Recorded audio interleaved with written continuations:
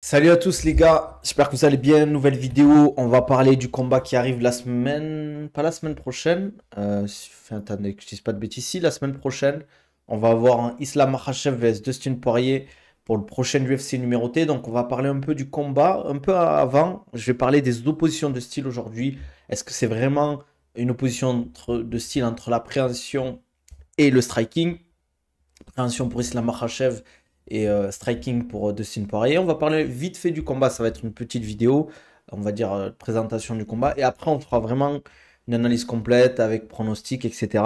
Donc, comme d'hab, on like, on commente, on s'abonne, mettez les notifications, ça fait toujours plaisir. Donc, on va voir le combat Islam Makhachev vs Dustin Poirier pour la ceinture des 70, donc des lightweight. Donc, on va direct dire les termes. Islam Makhachev, certes, il a très bon, il a une très bonne, on va dire, très bon style de préhension, judo, etc. Mais c'est pas, faut pas croire que c'est le mec qui va juste lutter et faire du grappling. Il a énormément travaillé son jeu de striking depuis qu'il travaille avec Javier Mendez et ça fait des années qu'il travaille dessus. Certes, il a beaucoup de soumissions à son actif et tout, mais il bosse beaucoup, il utilise beaucoup son striking sur ses derniers combats. Et bien évidemment, quand tu veux être champion à l'UFC, tu peux pas maintenant espérer que avoir, on va dire, un style et pouvoir dominer. Ça ne marche quasiment plus. Il y en a où ça va marcher, mais ça ne marche quasiment plus. Il faut quand même avoir un bon niveau en lutte, un bon niveau en striking. Bien évidemment, si tu es très fort, par exemple, en striking, tu as un striking d'élite, des mecs comme Pereira, ça va marcher parce que pour le moment, il n'est pas tombé sur des lutteurs d'exception qui vont lutter, grappler. Par exemple, il n'est pas tombé sur un Khamzat Chimaev, il n'est pas tombé sur un Bonical, euh, peut-être même Duplessis. Je ne dirais pas que c'est un bon lutteur, mais il lutte beaucoup quand même dans ses combats. Donc, si on te met la voie royale, c'est sûr qu'avec le striking ou que la lutte, ça peut passer. Mais le problème, c'est que salut, entraînement pour perdre du poids. Ah ouais, c'est comme ça, le frérot. J'en donnerai à la fin. Les questions, les gars, c'est à la fin. Donc, ce que je veux dire, salam les la paix sur vous. Ça vaut quoi, frérot? Ce que je veux dire, c'est que Islam Makhachev, c'est potentiellement le combattant le plus complet actuellement, avec peut-être Leon Edwards. Euh, donc, il faut pas en fait se dire, ouais, Dustin Poirier, il va striker et Islam Makhachev, il va faire que lutter et faire du grappling. Tu peux pas, à ce niveau-là, te dire, je vais partir dans les jambes mais ça va marcher. Certes, Islam Makhachev, je vais pas dire qu'il est à des années-lumière de la lutte, du cage control et du grappling de Dustin Poirier, mais c'est pas du tout le même niveau. Surtout que Dustin Poirier, bon, il a fait des guerres, il est plus en fin de carrière, etc. Tandis que Islam Makhachev, il est plutôt à son prime actuellement. Donc forcément, la tendance pour Islam, elle est comme ça, tandis que Dustin Poirier, il est plus comme ça. Et surtout qu'en fait, Dustin Poirier, c'est un mec qui cale des soumissions, il est ceinture noire de JJB, ça, il n'y a pas de souci. Mais il le fait face à des mecs qui sont pas forcément des tueurs à gages en sol. La dernière soumission qu'il a mis, je crois que c'était Chandler. Et on sait très bien qu'il fait beaucoup d'erreurs. Il fait beaucoup d'erreurs. Par contre, il a perdu par soumission face à Charles Oliveira, bien évidemment. Habib aussi. À chaque fois, quand il perd par soumission, c'est souvent des étranglements arrière. Alors, est-ce qu'il a bossé sa défense d'étranglement arrière, etc. Bref, le problème, c'est que ce genre de choses, si tu les bosses, who give the belt. Qu'est-ce qu'il avait dit Dustin Poirier après son combat face à Chandler? Je sais plus ce qu'il avait dit, mais il avait dit un truc marrant pour répondre. Mais ouais, ce passage était marrant d'Islam Makhachev. Je trouve que c'est vrai que maintenant on peut le dire, il y a beaucoup de combattants qui ont des ceintures noires. Je dis pas qu'attention, j'ai pas envie de critiquer leur niveau ou quoi que ce soit, mais je trouve que, en fait, pour avoir une ceinture noire en JB, moi je suis pas un spécialiste de ça. Mais quand tu fais du MMA, normalement, à part des mecs comme Charles Oliveira, des mecs qui ont vraiment un sol exceptionnel, Islam Makhachev, Khabib, des mecs comme ça, je parle. Pour être ceinture noire, en fait, il faut que dans ton jeu, on le sente que tu es redoutable au sol, en fait. Et pour moi, en fait, Dustin Poirier, certes, il a mis des soumissions, mais il fait beaucoup d'erreurs. Tu vois, les guillotines sautées, ça passe pas face à des mecs qui sont expérimentés, en fait. Je trouve que c'est risqué, surtout quand même, en fait, quand la guillotine sautée, elle passe pas, tu te retrouves en position où le mec, il est soit en full guard sur toi, soit dans une position où, avantageuse où full guard et il sort de la full guard, il se retrouve en demi. Donc voilà, on imagine que Poirier a fait un camp spécial pour contre Islam. C'est le combat de sa vie, je pense qu'il aura des armes pour le mettre en difficulté, Islam. Ouais, mais c'est qu'est-ce que tu mettrais en place pour contrer ça? Parce qu'en fait, le problème, c'est que t'as beau travailler en fait avec des mecs qui sont bons en sol et tout, la réalité du combat, elle est beaucoup plus compliquée en fait. Parce que t'as plein de faits de jeu qui font ça sera déjà différent vis-à-vis du combat. Et surtout, le niveau en fait. Le niveau et ce qu'ils ont préparé au niveau du setup, etc. Ça va être un no match, Islam va le soumettre au premier round. Franchement, ça me choquerait pas. S'il arrive à l'amener au sol rapidement et qu'il est en forme, Islam et tout, qu'il a fait son bon rebond et tout, qu'il a fait un cutting comme il sait les faire, c'est possible. Il faut pas faire l'erreur de se focaliser que sur le sol, la lutte et continuer d'aiguiser son striking. Je pense qu'en fait, ce qu'il faut qu'il fasse, c'est vraiment utiliser son footwork. Dustin Poirier, qu'il essaie de bouger beaucoup, qu'il mette de l'incertitude sur les défenses. Ça veut dire que c'est pas juste je vais défendre en sprawlant ou en essayant de rester à distance. C'est vraiment de se dire, ok, tu veux aller au sol, ben, il va falloir que tu fasses attention à mon uppercut, à mes contres. Par contre, là où ça va être compliqué pour Dustin, je pense, c'est si ça va au clinch. Si ça va au clinch face à Islam Makhachev et si ça va contre la cage. Là, je pense que ça va être très très compliqué pour Dustin Poirier. Parce que Islam, il est très physique, il est plus grand que Dustin Poirier. Même si Dustin, il est lourd dans la cage, je le vois pas en fait faire quelque chose face à un mec du calibre d'Islam Makhachev. Après, la surprise est toujours présente, tu peux toujours le mettre KO, etc. Mais ce que je veux dire, c'est il faut déjà en fait qu'ils mettent en place un système où ils fassent que Islam Makhachev ait du mal à rentrer au contact.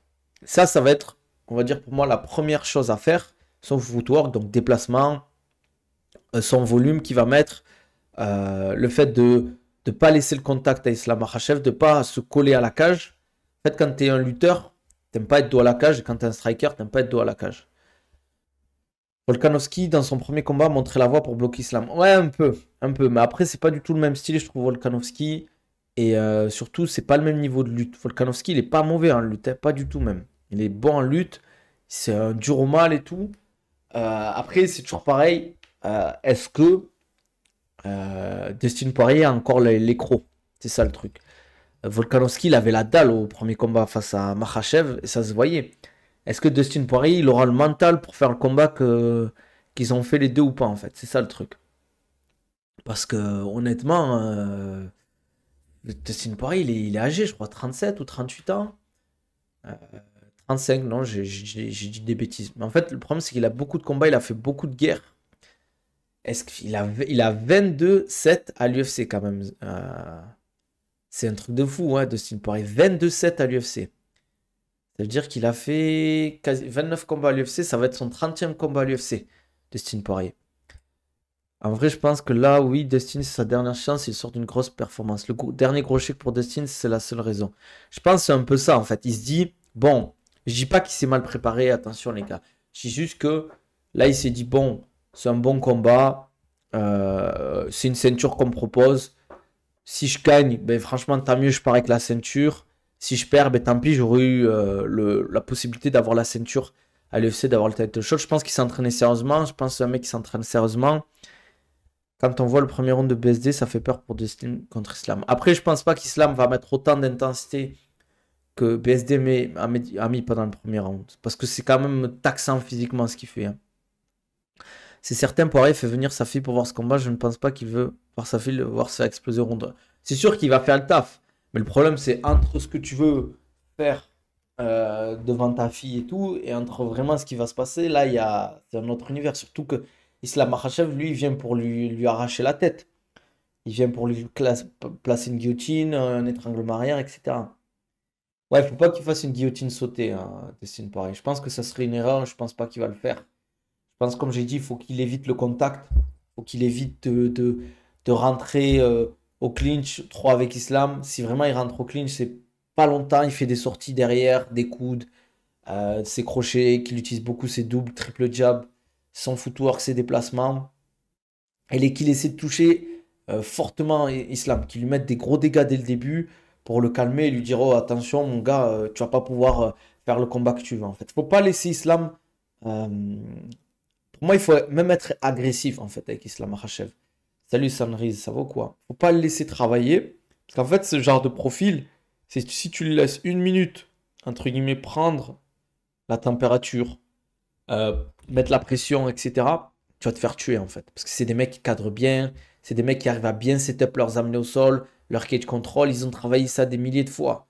Si toi, tu te dis, bon, ok, on voit comment ça va se passer, moi, dès le début, il faut que il prenne sa distance, il bouge bien, il commence à jabber, à mettre du volume et à toucher en fait. S'il arrive à toucher, à faire, bien évidemment, il faut qu'il fasse attention à ses kicks, au kick de Islam Makhachev parce qu'il est bon sur son jeu de kick, il a vraiment évolué là-dessus. Mais qu'il faut qu'il travaille ses comptes sur les kicks, sur les amener au sol, ou qu'il faut qu'il travaille ses déplacements. Ça veut dire que tout le temps en train de bouger, il frappe, il touche au corps, à la tête, il met des dégâts sur le premier round. Et s'il arrive à tenir le premier round en faisant ça, là pour moi, il va ouvrir pas mal de portes pour. Parce qu'il a des défauts, Islam Makhachev. S'est déjà pris des KO. Je crois que c'était sur un crochet. Un check hook, je crois qu'il avait pris un KO comme ça. Je pense qu'il faut qu'il. Bon, il a évolué depuis cela, mais Dustin Poirier a sûrement évolué son jeu au sol et en lutte. Mais c'est dur en fait d'évoluer en lutte quand t'as des mecs qui ont commencé depuis 6 ans à faire que de la lutte, du sol et tout. Comme un boxeur, c'est difficile de le rattraper si lui il a commencé à 5 ans la boxe et toi tu commences à 17 ans ou 18 ans quoi. Ouais, il faut pas, en fait, après, il faut le respecter en soi. Il faut respecter son niveau, mais il faut pas, je vais pas dire qu'il a peur, mais en fait, quand tu as des mecs qui sont vraiment très très forts en lutte ou en striking, en fait, tu te mets en fait déjà des idées, tu te dis, ouais, il faut que je fasse attention à ça, faut que je fasse pas d'erreur sur ça, mais au final, tu te limites énormément dans tes choix de ton decision making. En fait, ce que tu vas mettre en place pendant le combat, mais ça va te limiter en fait tes choix juste par peur. Alors que certes, je dis pas qu'il faut prendre des risques inconsidérés, mais il faut aussi de temps en temps se dire, ok, là, je vais y aller, là, je tente mon truc. Surtout que tu as des situations pour tenter les choses. Surtout les fins de round, pour moi, c'est là où il faut tenter les choses, avec la fatigue, etc. C'est pas sur les débuts de round, surtout si tu te fais contrer, que derrière tu t'amènes au sol et qu'après tu sais que tu vas passer potentiellement 3 minutes au sol. Et là, c'est risqué face à Islam Makhachev qui est physique, et un top game de malade mental. Mais par contre, il reste 45 secondes. Et bien là, tu vas tenter un truc. Tu vas tenter vraiment un gros enchaînement où tu vas mettre du volume, tu vas essayer de faire des dégâts, etc. Et peut-être essayer de le toucher lourdement, en fait, à Islam. Je pense pas qu'il va faire une Volkanovski, mais je pense qu'il a les armes au niveau du striking pour déranger Islam. Après, si Islam il arrive à mettre son jeu en place, pour moi, ça va être fini. C'est fini pour lui. Dites-moi, vous, ce que vous en pensez, que ce soit sur TikTok, Twitch et tout. Même YouTube, les gars, en commentaire, je veux savoir, mais comment vous voyez le combat se dérouler, parce que ça m'intéresse. Parce qu'en fait, contre Charles Oliveira, j'ai trouvé que Charles Oliveira, il n'était pas dans son combat. Je dis pas qu'en gros, c'était pas le Charles Oliveira du Prime, entre guillemets, mais je l'ai trouvé un peu bizarre. Après, est-ce que c'est Islam qui a réussi à contrer son truc ou pas? Welcome salam la tourista, ça va ou quoi? En vrai, sur 5 rounds, sur la durée, l'avantage est pour Dustin parce qu'Islam a fait qu'un seul 5 rounds. C'est vrai ça. C'est vrai. C'est vrai qu'il a fait que le seul 5 rounds, ça a été face à Volkanovski et ça s'est fini serré quand même. Avant de rentrer dans la cage, il s'envoyait avec un spectateur, c'était bizarre. Ah, j'étais pas au courant pour Charles Oliveira pour ça. Mais je pense pas que c'est joué beaucoup quand même.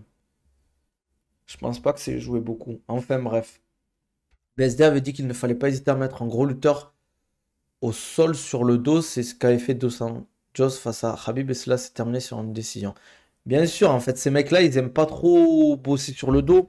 C'est plus des fans du top game, en fait. Des mecs qui aiment être dessus, mettre la pression, mettre du ground and pound, etc., etc. Utiliser leur physique. Mais quand tu es sur le dos, tu peux pas faire ça, en fait. Il faut que tu sois un technicien du sol quand tu es sur le dos. Il y en a très peu qui arrivent. Il y a des Charles Oliveira. Khabib, il a déjà réussi, mais pas tout le temps. Je pense qu'Islam, c'est la même chose. Si tu le mets sur le dos, il va fermer la garde, peut-être. Il va essayer de mettre des dégâts, mais il va se relever. Il va pas rester un round entier sur le dos. Et pour moi, c'est logique à MMA. Quand tu es au sol, rester sur le dos. Soit tu as un jeu très fort sur le dos et tu sais que tu peux soumettre et que le mec en face n'est pas très bon. Soit c'est très dangereux. J'arrive et ça parle du God de Bronx. Il n'était pas dans son combat, je veux rien savoir. En vrai, quand Volka a mis Islam sur le dos en fin de combat, c'était limite. Ah oui, c'était limite, ça aurait pu finir sur ça. S'il arrive à l'amener sur le dos, full guard, demi-garde, Faut que Dustin, il envoie la sauce.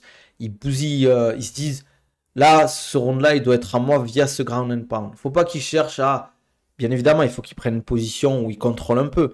Mais faut pas qu'il cherche à se dire, ouais, je vais rester 2 3 minutes comme ça. Non, il faut le bourrer un peu et le fatiguer comme ça. Parce que je pense qu'Islam, si tu lui proposes une petite guerre, potentiellement, il peut fatiguer. Il peut fatiguer, même s'il a une très très bonne condition physique. Mais Dustin Poirier, il en a fait des guerres. Il sait qu'il y a des moments de doute, etc. Il a l'habitude, tandis qu'Islam, si tu le mets vraiment dans une position où ça va durer 5 rounds et ça va être la guerre, je dis pas qu'il aura pas le mental, mais il aura des moments où il aura pas l'habitude d'en fait, d'en arriver là, parce que tu as les sparring, tu as les camps et tout. Mais quand t'es vraiment en fait de combat réel, c'est compliqué, quoi. Je pense pas qu'il encaisse comme Dustin. Après, Dustin, le problème, c'est que je pense qu'il a un peu le menton fragile maintenant. Parce qu'il en a pris des KO. Il en a pris des coups surtout. Donc je pense qu'il peut être fragile. Il faut qu'il fasse attention. Pour moi, par contre, si Islam, sans forcément finir, mais qu'il arrive à beaucoup lutter, beaucoup grappler avec Dustin Poirier, et que ça se relève et tout, il faut que Dustin Poirier fasse très attention au striking de Islam, parce que ça ne m'étonnerait pas qu'il lâche un high kick comme il sait faire, ou un bel enchaînement, et qu'il, pas forcément qu'il le mette KO, mais qu'il lui fasse un bon knockdown, et qu'après ce soit terminé pour Dustin. Parce que tu te prends un knockdown face à Islam Makhachev, lui, il va pas hésiter une seconde à te monter dessus et à te terminer, quoi. C'est vraiment un mec qui a pas peur. Donc voilà, quoi. Je pense, je vois plutôt une physionomie de combat comme ça. Soit Dustin Poirier arrive à gérer la distance, à éviter de se faire amener, entre guillemets, contre la cage, d'aller trop au contact. Si ça va au clinch, faut pas que ça dure trop longtemps. Faut vraiment qu'il essaie de sortir rapidement. Et s'il arrive, même s'il se fait amener au sol, à se relever et à mettre des dégâts, pour moi, c'est comme ça, c'est la clé de la victoire. Après, il faut vraiment pas qu'il tente de trucs au sol en termes de grappling et tout. Il faut vraiment que s'il est au sol, il mette des dégâts. Sur le dos, il mette des coudes, il mette des trucs comme ça. Il gêne Islam Makhachev et qu'il essaie de se relever. Pas juste il reste, il essaie de mettre des dégâts. C'est il met des dégâts, il essaie de se relever. Et après, c'est toujours pareil. Quand tu es au sol, c'est soit tu essaies de prendre une position, de bloquer la position pour avoir une belle position et petit à petit, on va dire par exemple, je sais pas, tu veux passer la garde pour faire un truc particulier après mettre des dégâts, ça prend du temps. Et c'est ça le truc. C'est pour ça que ce genre de choses, il faut le faire quand tu es début, milieu de round. Parce que si tu as 30 secondes pour le faire, des fois le mec il va juste bloquer, attendre la fin du round et après tu sais qu'il va se relever. C'est ça qui est dangereux en fait quand tu mises ton jeu sur le sol. Poirier, le plus français des fighters US à l'UFC, j'espère qu'il gagnera la décision car il a un bon cardio. Il monte en niveau, en striking au fur et à mesure des rounds, c'est mon coup de cœur. Ah, c'est chaud, hein, Québécois. Ben. Je sais pas si on va voir un. Je le vois pas, moi, honnêtement. Pour moi, c'est vraiment un 70 ou même 75 pour Islam, quand même, pour ce combat. Parce que c'est. Comme je t'ai dit, il y a. En fait, je vois peu de portes de sortie pour Dustin Poirier. Après la décision, je pense qu'il peut gagner. Il peut même le finir, Islam. Il peut même le coucher et tout. Mais si, vu comme il a préparé le combat, Islam, vu comment ça s'est passé, ces derniers combats, les derniers combats de Dustin Poirier, j'ai du mal à voir Dustin contrer la lutte, contre le grappling de Islam Makhachev. En vrai, c'est quand même, j'ai l'impression qu'on est un cran au-dessus en termes de niveau. Après, je peux me tromper. Il y a eu tellement d'upsets là récemment que je peux me tromper. Et s'il faut, Dustin Poirier va nous choquer qu'au premier round. Là, je ne vais pas donner mes pronostics, je le ferai la semaine prochaine quand on fera vraiment le live là-dessus.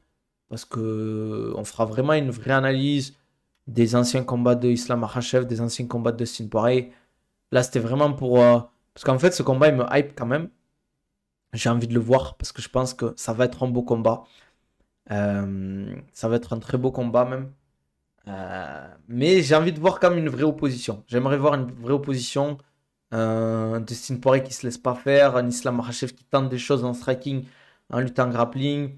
Vraiment des belles défenses de la part de Dustin Poirier, mais j'ai peur que ça flanche. Peut-être pas sur la première, il va pouvoir défendre, mais sur les deux, trois, quatrième défense, ça va être chaud. Parce qu'en fait, vu que c'est son dernier combat, Dustin Poirier, j'ai envie qu'il parte sur une belle note, tu vois, une belle guerre. Voilà, il fait un beau combat face à Islam Makhachev, et voilà, on se rappellera de lui comme le mec qui faisait des guerres à l'UFC, une petite légende de l'UFC, quoi. Et qui prenne son gros chèque, son gros pay-per-view aussi, quoi. Ça, j'aimerais bien, hein. Parce qu'en fait, s'il perd étranglement arrière premier round ou deuxième round, Je m'en fous en soi, il prend son chèque et tout, il est multimillionnaire, il est. Voilà quoi, mais bon, j'ai pas envie de le voir perdre comme ça quoi. Seul truc qui donne un espoir pour Paris, c'est que c'est un gaucher. Ouais, mais ça suffit pas le problème.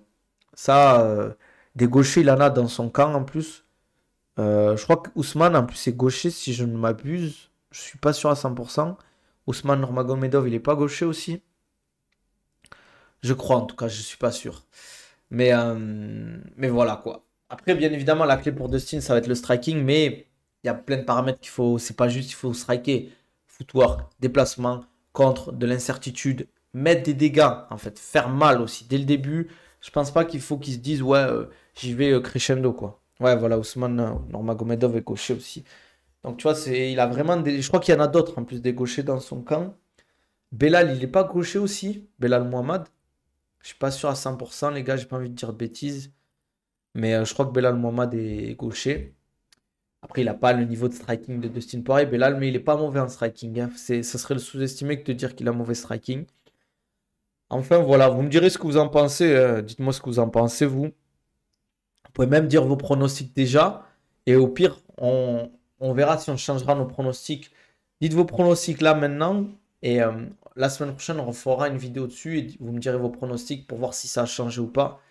Et dites-moi ouais, votre premier pronostic là, avec les infos qu'on a, quoi. Au final, ce sera la première défense de titre d'Islam avec un combattant de sa catégorie. Il n'a combattu que Volka. C'est vrai. On va voir en fait ce que ça va donner face à un autre style que Charles Oliveira, parce que Charles Oliveira, c'est pas Dustin Poirier. Dustin Poirier, c'est vraiment un bon striker qui a des bonnes bases en lutte, qui est bon en sol, qui est. Voilà. Donc on va voir ce que ça donne, hein. Depuis le temps, j'ai envie de voir ce combat, moi. Maintenant, j'ai grave envie de voir ce combat. Qu'est-ce que je voulais dire? Ouais, dites-moi vos pronostics là en rapide. Je veux le vainqueur. Comment ça va se passer? Et, euh, et voilà, et le round. Pronostic, pareil, vainqueur à la décision. 3 rounds à 2. Ah ouais, t'es chaud, Québécois. Puis Dustin, c'est sur le débit qu'il met KO. Faudrait qu'il tourne beaucoup de jambes. Sanctionne un uppercut sur les entrées. Voilà mon game plan. Islam Rodin soumission. Ouais, je pense qu'il faut qu'il fasse le taf sur les défenses. Et surtout qu'il n'aille pas au contact en cage control et au clinch. Vraiment pas qu'il parte sur ça parce que je pense que ça peut être très dangereux à ce niveau-là s'il nous fait.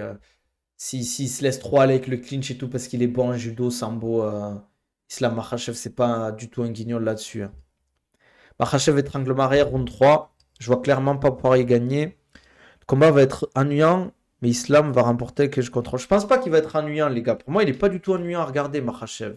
C'est vraiment un combattant plaisant parce qu'il est complet en fait. C'est pas un Khabib. C'est pas du tout un Khabib, les gars.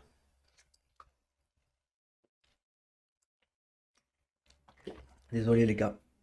TKO R3 Islam. Ok. Globalement, on a comme Islam de favori, mais on a des gens qui disent Dustin Poirier.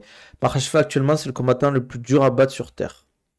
En tout cas, en 70, pour moi, c'est le combattant le plus complet et le plus athlétique aussi. Gardez précisément ses pronostics et ce chat pour l'histoire. Si Québécois, je t'explique un truc, si Québécois, les gars, il a raison sur le pronostic, il faudra lui offrir un sub, les gars. Il est super complet, Islam. Il est super complet. Franchement, moi, c'est un combattant que je kiffe regarder. Ultra performant. Peut-être qu'il devrait combattre un peu plus maintenant qu'il est champion. Comme d'hab, les gars, je vous mets le lien Amazon. Vous pouvez utiliser. Quand vous utilisez ce lien Amazon, mettez-le en favori. Chaque fois que vous faites un achat dessus, moi, je prends des commissions. C'est pas énorme, mais ça fait toujours plaisir. Et des fois, vous avez des promos en passant par ce lien. Donc, n'hésitez pas. Surtout, vous aurez des promos sur les gros achats. Et je crois que c'était sur tout ce qui est solde, Black Friday et tout. Voilà. N'hésitez pas, comme d'hab, avec gourde OCO. 10% avec le code OCONABIL10. Vous avez votre gourde filtrante, les gars. Donc, au moins, ça, vous pouvez économiser l'eau minérale. Vous pouvez utiliser l'eau du robinet. Vous utilisez la gourde OCO. Voilà. i1, vous allez sur le site i1, vous avez 15% de réduction avec le code. On parlera de Strickland vs Costa demain, les gars. i1, sur i1, vous avez 15% de réduction avec le code Nabil15. Comme d'hab, les gars, si vous voulez un programme ou un suivi personnalisé, c'est en DM que ça se passe. Si vous voulez des programmes plus classiques, ben, vous allez sur ma description YouTube ou dans mes liens en bio sur mes réseaux. Programme poids du corps, c'est le programme Strong. Programme Rise, c'est le programme en salle de sport. Il y a les programmes préparation physique, MMA, grappling, box. N'hésitez pas, les gars. Demain, 12h30, comme d'hab. Demain, on va parler de Costa Strickland. On va parler des news qui vont sortir. J'en dis pas plus, les gars. Comme d'hab, mettez les notifications, on like, on commente, on s'abonne. Ça fait toujours plaisir. En 70, tu m'as dit quoi? Non, je vois personne gagner en 70 la Makhachev, à part peut-être Tsaroukian actuellement. Merci Maspef pour le follow. Manafa, il est au courant. Il y a des choses qui se trament, les gars. Venez demain à 12h30. Il y a des... D'ailleurs, c'est soit c'est demain. On est quel jour aujourd'hui? Mercredi. Soit c'est demain, soit c'est vendredi. Après, j'en dis pas plus. Les gars, vous aurez les infos demain, 12h30. Faudra que vous soyez là. Un live va pas louper, comme dirait Manafa. Mettez les notifications pour pas louper. Pareil sur YouTube, mettez des notifications. Voilà, on n'en dit pas plus. Il y a des trucs qui vont sortir, les gars. Il y a des trucs qui vont sortir. Là, on va lâcher des trucs, là. Enfin, bref. Allez, prenez soin de vous, les gars. On se dit demain, 12h30, comme d'hab. Allez, ciao, ciao.